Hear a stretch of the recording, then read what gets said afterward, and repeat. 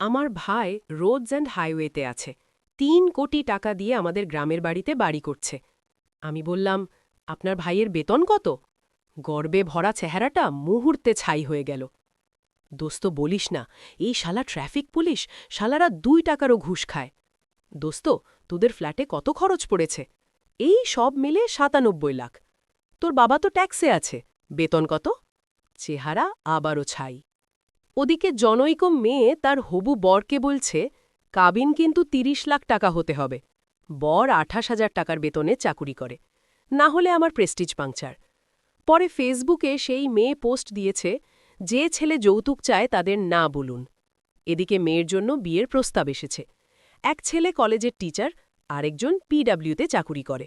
মেয়ের বাবা পরের জনে মত দেয়ায় মেয়ে বলছে, বাবা তোমার পছন্দ সেরা। এক আত্মীয়ের বাসায় গেলাম। সারা জীবন সততার বুলিয়া উড়িয়েছেন।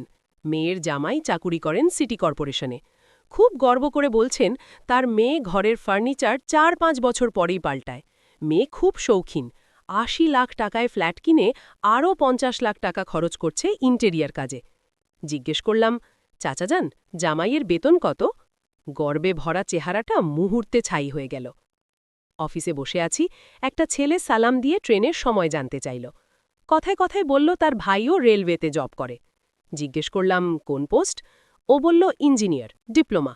তার ভাই নাকি ৬-৭ বছরে অনেক কিছু করেছে। জিজ্ঞেস করলাম, তোমার ভাইয়ের বেতন কত?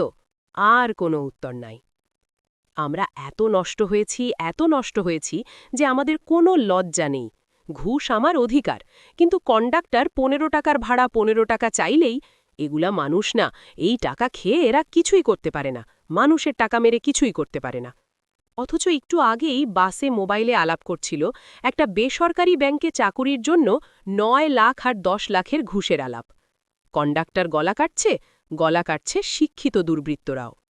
শিক্ষিতদের গলা কাটা বড় নির্মম, দেশটাকে এফন ওফন করে দেয়।